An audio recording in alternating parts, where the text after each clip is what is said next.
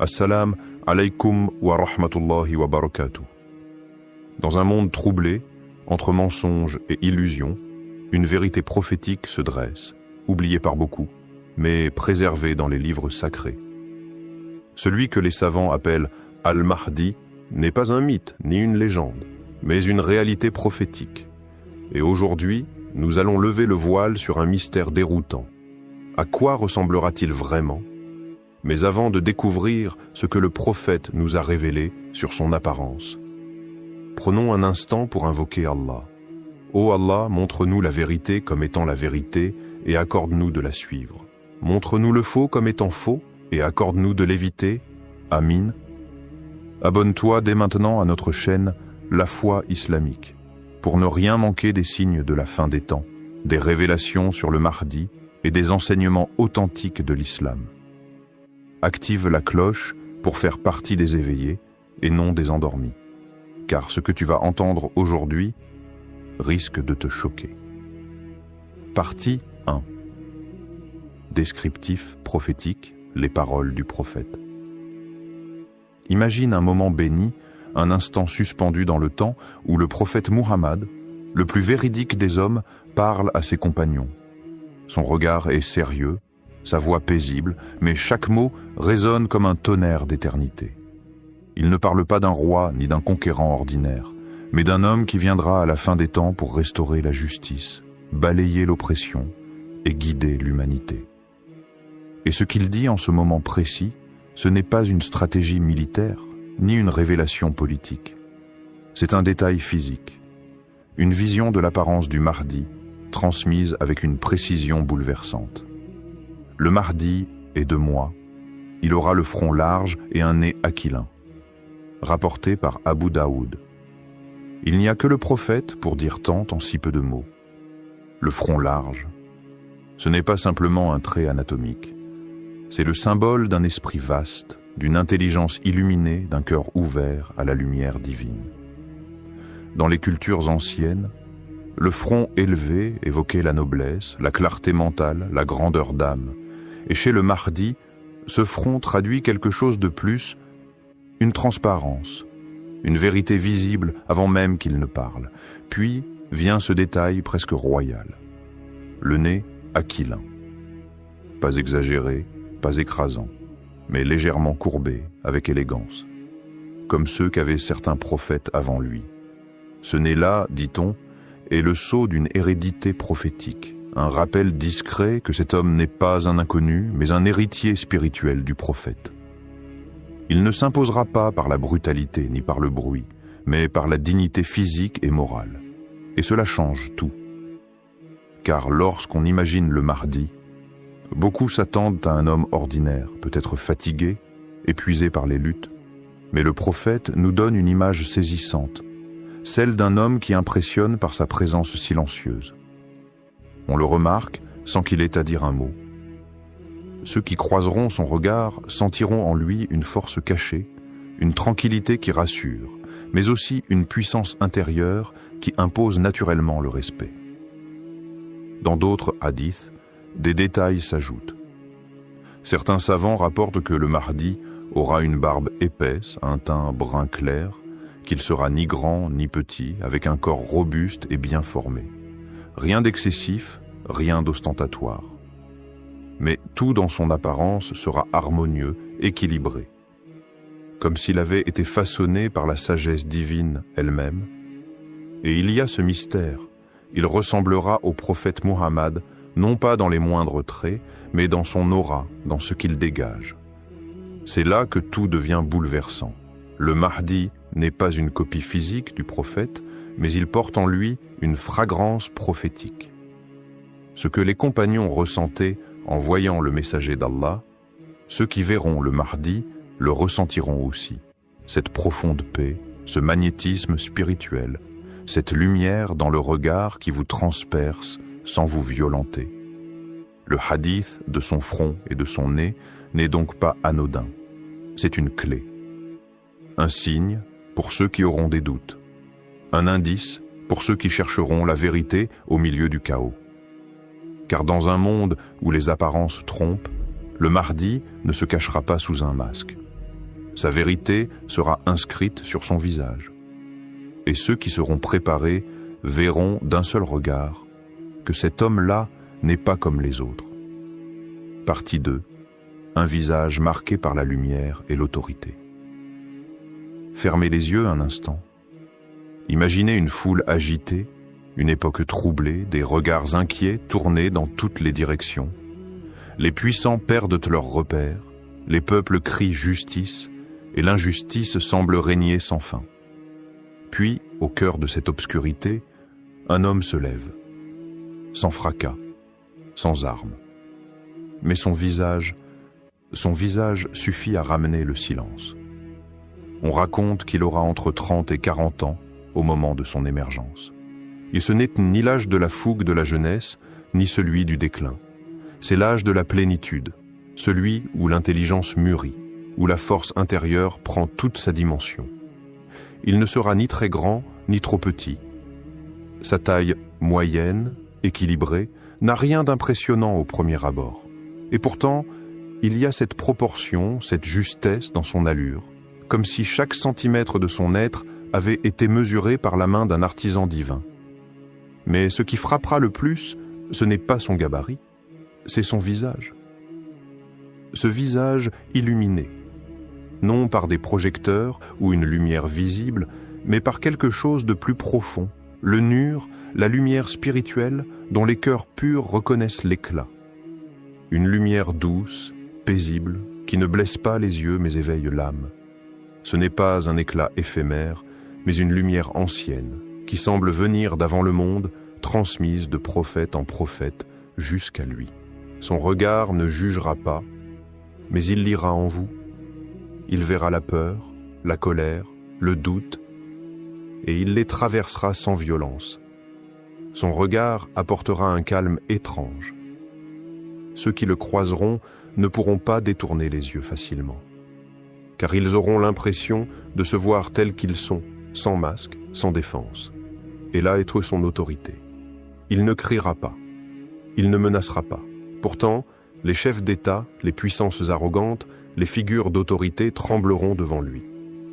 Car son autorité ne vient pas des armes, ni des armées, mais d'une vérité vivante.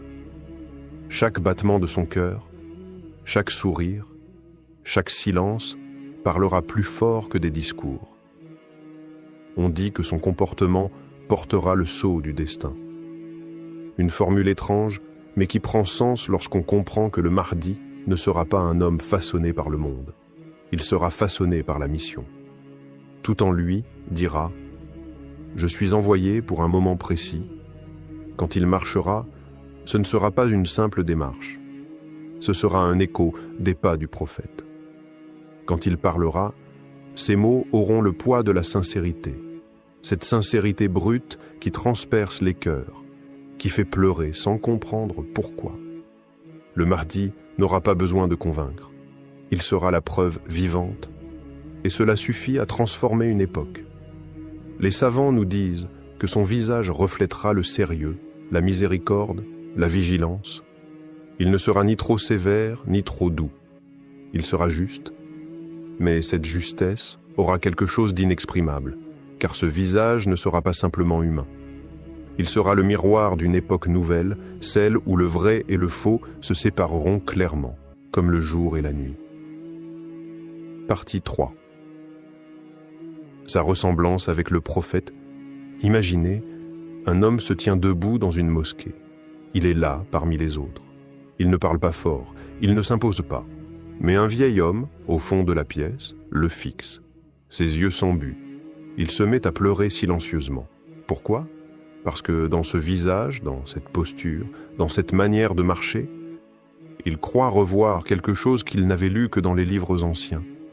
Une silhouette familière, une impression qui vous transperce, celle du prophète Muhammad. Les hadiths sont clairs, il me ressemblera dans le caractère, non dans l'apparence exacte. Cela pourrait suffire à combler les cœurs. Mais dans la tradition islamique, certains compagnons, certains savants ont été frappés par d'autres détails. Ils parlaient de ses yeux profonds, de sa barbe noire, de cet éclat dans le regard qui fait reculer le mensonge sans même qu'un mot ne soit prononcé. C'est là que le mystère s'épaissit. Il ne s'agit pas d'une copie physique, comme un jumeau, mais plutôt d'un écho vivant. Une continuité de lumière, le Mahdi sera comme un reflet temporel de celui que la création entière aime sans l'avoir vu. Pas dans le corps, dans l'aura, dans la démarche, dans la manière de poser le regard, dans cette délicatesse puissante que seule une éducation divine peut forger. Et alors que le monde cherchera la puissance dans les chars, les discours et les empires économiques, le Mahdi, lui, frappera les esprits par la noblesse silencieuse. Il ne viendra pas avec un trône. Il ne viendra pas entouré de lumière artificielle. Il ne portera pas des vêtements ornés d'or ou des titres impressionnants. Il aura simplement la présence des prophètes, un cœur pur dans un corps simple. Et c'est là que l'humanité sera profondément troublée. Car dans une époque où la superficialité règne, où l'apparence écrase l'essence, voir un homme du peuple rayonner comme un roi sans couronne sera un choc spirituel. On ne comprendra pas comment il inspire autant de respect, sans argent, sans lignée connue, sans médias. Mais les âmes pures, elles, reconnaîtront. Elles reconnaîtront le parfum prophétique. Il n'y aura pas besoin de longues explications. Ses gestes seront doux mais fermes. Son silence sera plus fort que les cris. Son regard sera celui d'un homme qui porte le poids du monde, mais qui ne ploie pas. Comme le prophète, il sera à la fois un refuge pour les pauvres et une épreuve pour les orgueilleux. Et ce n'est pas seulement dans son apparence qu'il rappellera le prophète, mais dans sa manière d'écouter, de répondre, de sourire, de pleurer pour sa communauté. Quand il s'agenouillera pour prier, on sentira que la terre elle-même s'apaise. Quand il lèvera les mains vers le ciel, les anges retiendront leur souffle. Car ce n'est pas un homme qui parle, c'est l'ombre d'une promesse divine. Le Mahdi ne dira pas « Je suis comme le prophète ». Il ne cherchera aucune comparaison, il ne cherchera rien pour lui. Mais l'univers, lui, témoignera. Les signes tomberont les uns après les autres. Et les cœurs sincères diront « Cet homme nous rappelle le plus grand des hommes, non pas par ressemblance physique parfaite, mais parce qu'il incarne ce que le monde a oublié, la beauté prophétique, la noblesse sans prétention et une lumière qui ne s'achète pas. » Partie 4. Des signes visibles pour ceux qui cherchent la vérité. Le Mahdi ne sera pas un homme qui criera sa mission sur tous les toits. Il n'aura pas besoin de proclamer « Je suis le guide ». Le monde, dans sa confusion, attend des super-héros, des idoles spectaculaires, des leaders médiatiques. Mais le Mahdi ne sera pas de ceux qui s'imposent par les projecteurs. Il s'imposera par la vérité silencieuse qu'il porte. Ce sont les croyants au cœur éveillé qui le reconnaîtront, pas par logique, pas par raisonnement complexe, mais par un frisson, un apaisement, une évidence spirituelle qui dépasse les mots, comme si l'âme murmurait doucement « c'est lui ». Des traditions rapportent qu'une voix céleste, entendue par tous les peuples dans leur propre langue, annoncera sa venue. Cette voix viendra du ciel, au-dessus de la Kaaba, et dira « Voici le Mahdi, le calife d'Allah ». À ce moment, les cœurs sincères sauront. Et ceux qui ont refusé d'entendre comprendront qu'ils ne pourront plus ignorer. Mais au-delà de cette voix, il y a des signes physiques, des indices visibles pour ceux qui ont appris à lire avec les yeux du cœur. On rapporte qu'il portera une tache de naissance, semblable à un sceau. Certains disent qu'elle se trouve entre ses épaules, d'autres sur son dos, dans une zone où le prophète Muhammad portait lui-même le sceau de la prophétie. Cette marque n'est pas un symbole magique, mais un rappel, un écho du lien entre les temps. Le Mahdi n'est pas un nouveau prophète. Il est l'héritier, le continuateur d'une mission divine qui ne s'est jamais interrompue. Il ne portera pas les habits des rois, pas de soie, ni de dorure. Il s'habillera avec modestie, avec des vêtements simples, parfois même usés par le temps. Mais sa manière de les porter fera toute la différence. car la lumière intérieure transcendra les apparences. Un manteau de laine sur ses épaules pourra impressionner plus que les costumes des puissants. Son apparence deviendra un appel visuel, un message silencieux, comme si chaque détail de son corps, de sa posture, de sa démarche était une révélation pour les yeux qui cherchent. Il n'y aura pas besoin de miracles spectaculaires. Le vrai miracle sera sa simple présence dans un monde vidé de sens, et puis il y aura le regard. Le Mahdi ne fuira pas les regards, mais lorsqu'il croisera les yeux de quelqu'un, ce ne sera jamais un échange banal. Il lira au fond de l'âme, il verra ce que la personne cache même à elle-même. Ce regard ne jugera pas, il révélera, il éclairera ce qui est enfoui. Et cela suffira à faire trembler ceux qui n'ont jamais osé affronter leur vérité intérieure. Même ceux qui doutent, même les sceptiques, ceux qui ne veulent pas croire, ceux qui se sont enfermés dans l'orgueil intellectuel. Lorsqu'ils le verront, quelque chose en eux tremblera. Un souvenir enfoui, une nostalgie divine, une reconnaissance ancienne. Car le Mahdi ne viendra pas pour convaincre. Il viendra pour rappeler. Rappeler une vérité que chaque âme connaît depuis avant sa naissance. Rappeler que la lumière existe encore, même dans un monde englouti par les ténèbres. Partie 5. Pourquoi son apparence choquera le monde entier? Le monde s'est habitué aux faux sauveurs, des hommes de scène, des figures en costume, des sourires calibrés, des discours écrits par des stratèges, des héros fabriqués en studio, vendus comme des produits, glorifiés par les médias et suivis par des millions de clics.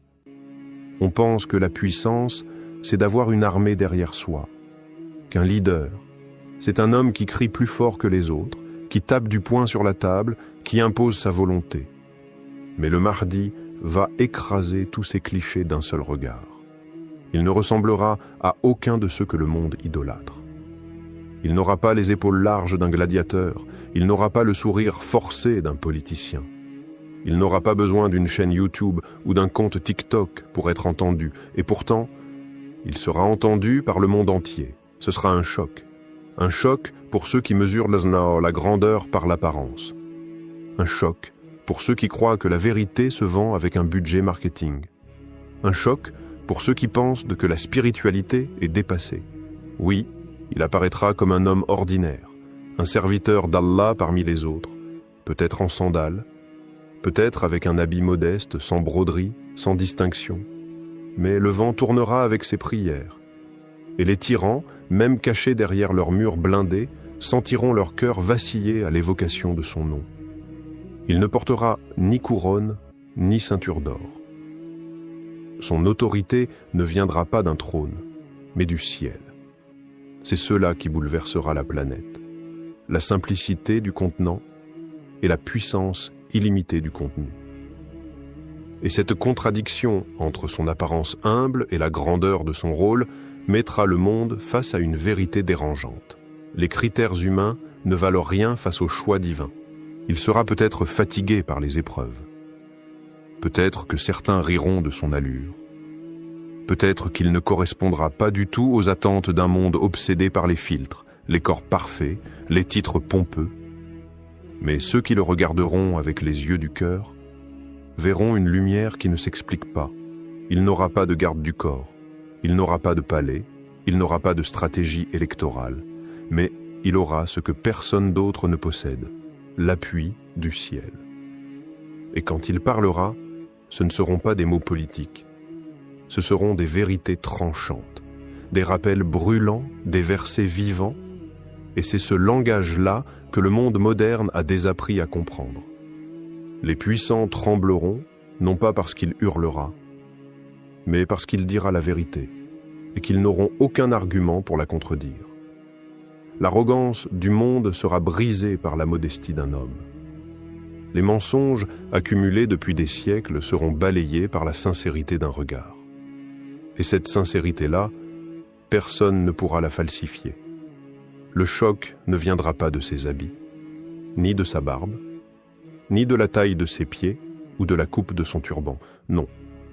Le choc viendra du fait que tout ce que l'humanité attendait était sous ses yeux, mais elle ne l'a pas reconnu.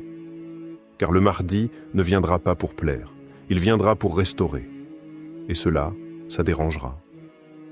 Le Mahdi ne sera pas celui que les foules attendent, il sera celui que Dieu a choisi. Et son apparence, bien que décrite dans les hadiths, restera un mystère jusqu'au moment où Allah le fera émerger. Ce jour-là, beaucoup pleureront. Certains de joie, d'autres de regret. Prépare ton cœur plus que tes yeux, car ceux qui ne verront que l'extérieur risquent de le rejeter. Mais ceux qui voient avec la lumière d'Allah sauront dès le premier regard. Abonne-toi à la foi islamique, car d'autres vérités prophétiques arrivent.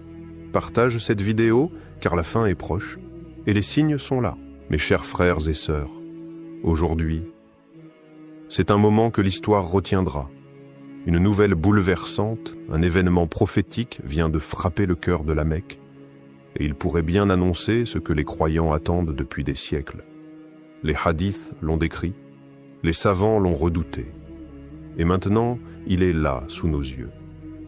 Avant d'entrer dans le vif du sujet, abonnez-vous à notre chaîne La Foi Islamique pour ne rater aucun signe, aucune vérité, parce que chaque jour qui passe nous rapproche de l'inévitable. Préparez-vous, car ce que vous allez entendre va vous glacer le sang. Bismillah, walhamdulillah, wa salat wa salam ala rasulillah. Le signe, un événement mystérieux à la Mecque. Imaginez une nuit paisible à la Mecque. Le ciel est clair, la foule tourne autour de la Kaaba dans une harmonie silencieuse. Il est presque minuit, soudain, tout bascule. Un son étrange et profond, semblable à un grondement, fend l'air. Ce n'est ni un appel à la prière, ni une voix humaine. Le bruit semble venir de l'au-delà, comme si les cieux eux-mêmes avaient décidé de parler. Les pèlerins s'arrêtent, confus.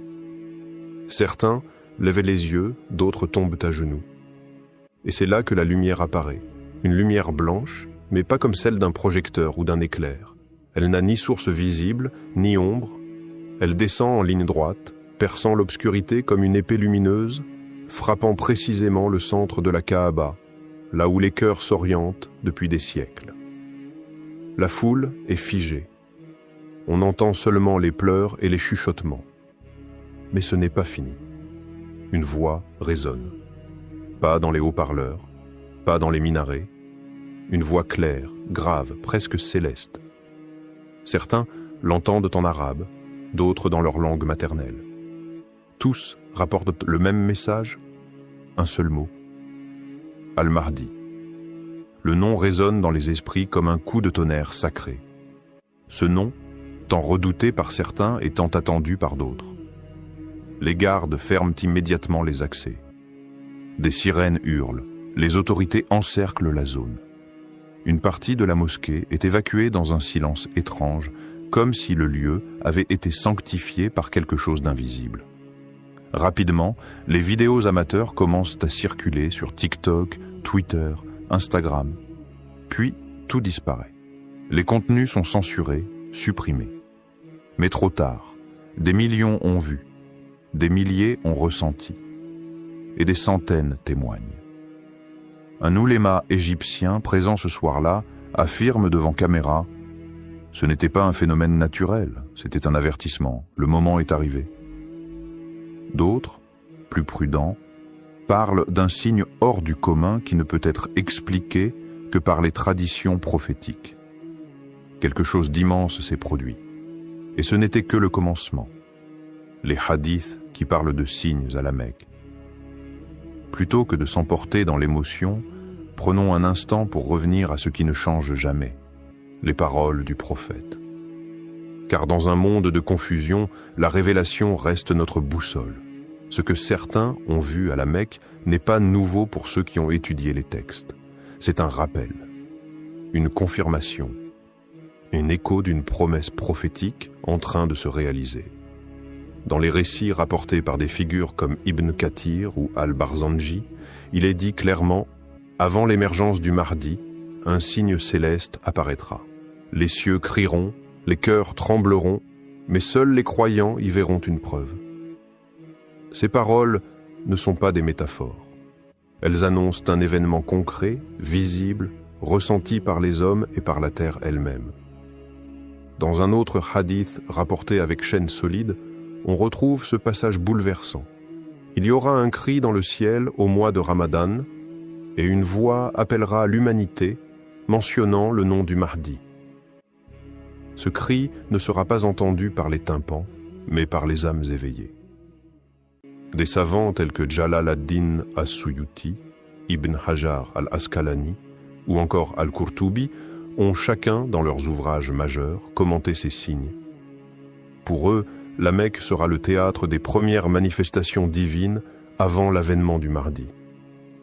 Non pas des guerres, ni des cataclysmes, mais des signes subtils, puissants, indiscutables pour ceux qui ont foi.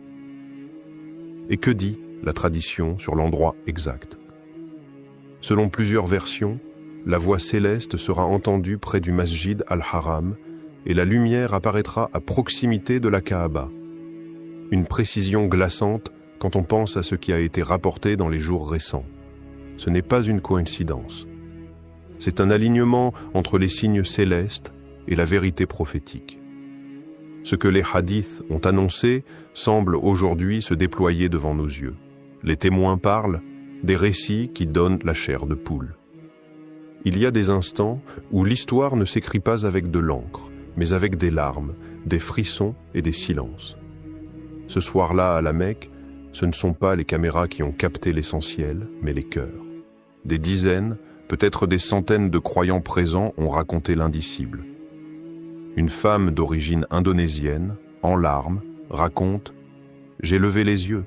Le ciel semblait s'ouvrir. Pas une fissure, pas un éclair. Une ouverture lumineuse, pure, comme si une porte invisible avait été franchie. Et puis cette voix, grave, lente, résonnante, elle a dit « Le temps est proche. J'ai cru que mon cœur allait sortir de ma poitrine. » Un imam âgé, habitant à la Mecque depuis plus de 50 ans, tremblait encore lorsqu'il témoignait « Je n'ai jamais vécu cela. » C'était comme si la mosquée était enveloppée dans une autre dimension. J'ai senti une présence, une force, mais pas de ce monde. Il baisse les yeux, submergé par l'émotion.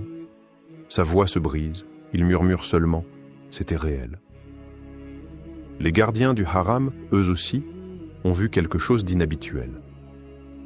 Ce ne sont pas les lumières ou la voix qui les ont le plus troublés, mais les oiseaux.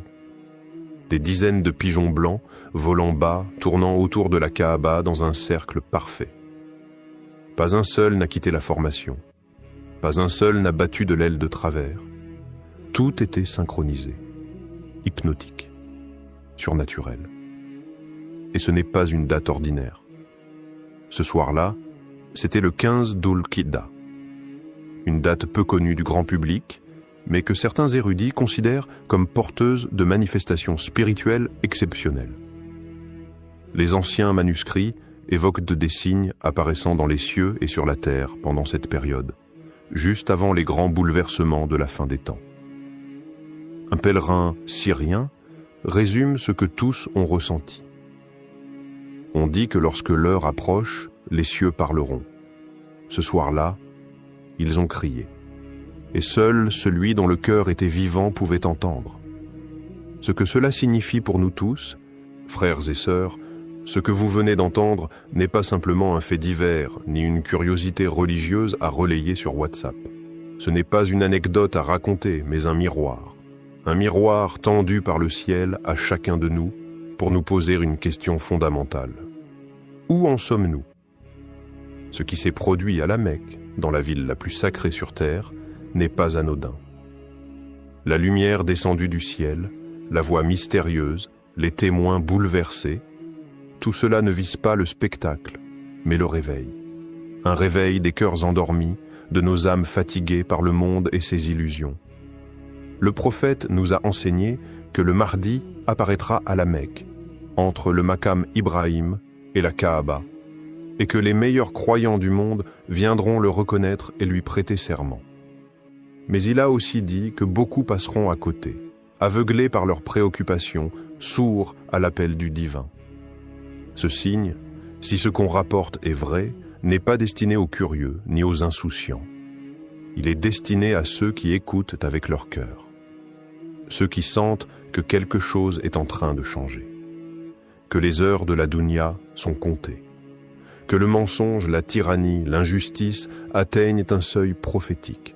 Il ne s'agit pas de paniquer, il s'agit de se purifier, revenir à Allah, déposer les fardeaux de nos péchés et se tenir debout avec sincérité, humilité, comme si l'on allait voir le mardi demain. Car peut-être que cette lumière, ce cri, ce cercle parfait d'oiseaux, était un avertissement final. Peut-être qu'Allah, dans sa miséricorde, nous a donné un dernier souffle pour nous corriger avant l'irréversible. Le Mahdi n'est pas un héros de légende. C'est une réalité spirituelle. Et lorsqu'il apparaîtra, il ne cherchera pas des spectateurs, mais des soldats de la foi, des serviteurs sincères, prêts à vivre pour la vérité et mourir pour elle. Le prochain signe sera-t-il sa baya? Il y a un frisson qui parcourt les cœurs croyants, quelque chose d'indescriptible, un sentiment ancien qui refait surface, comme si l'âme elle-même reconnaissait ce que les yeux refusent encore de croire. Le temps est-il venu? Selon les textes prophétiques, le prochain grand signe serait une voix céleste pendant le mois de Ramadan. Pas une rumeur, ni une vision, une voix réelle, puissante, universelle. Elle sera entendue par tous, dans toutes les langues, et elle prononcera le nom du Mahdi.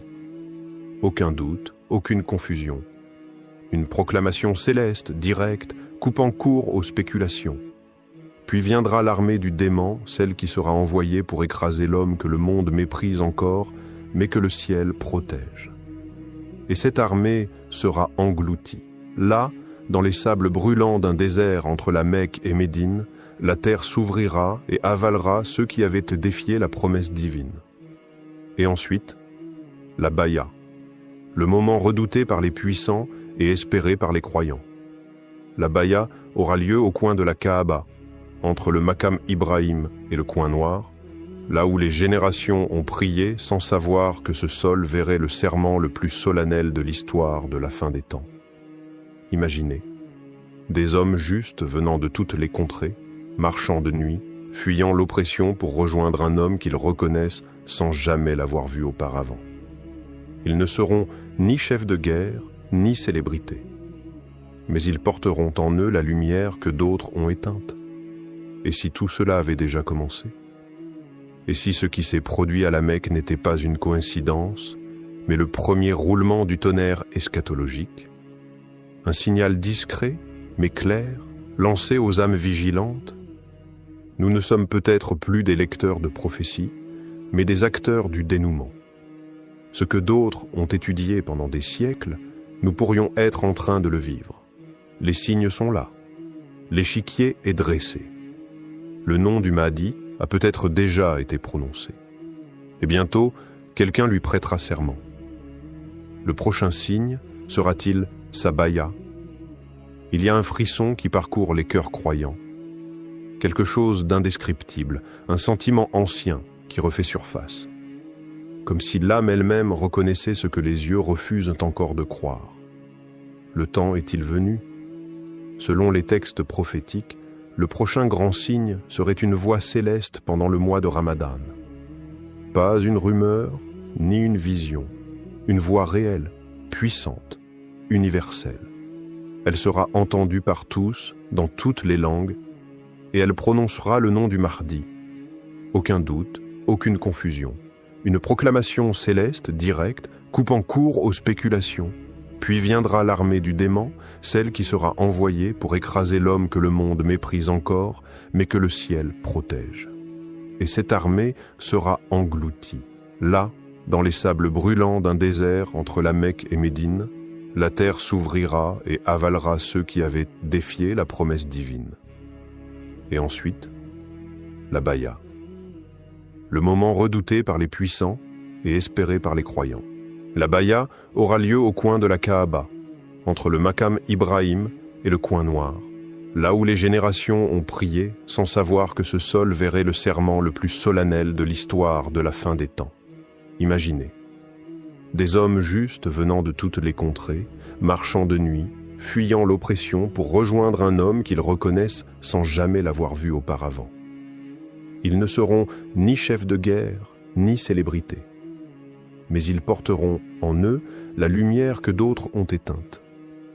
Et si tout cela avait déjà commencé ? Et si ce qui s'est produit à la Mecque n'était pas une coïncidence, mais le premier roulement du tonnerre eschatologique ? Un signal discret, mais clair, lancé aux âmes vigilantes. Nous ne sommes peut-être plus des lecteurs de prophéties, mais des acteurs du dénouement. Ce que d'autres ont étudié pendant des siècles, nous pourrions être en train de le vivre. Les signes sont là. L'échiquier est dressé. Le nom du Mahdi a peut-être déjà été prononcé. Et bientôt, quelqu'un lui prêtera serment. Frères et sœurs, si ces signes sont bien réels, alors ce que nous vivons n'est pas une simple époque.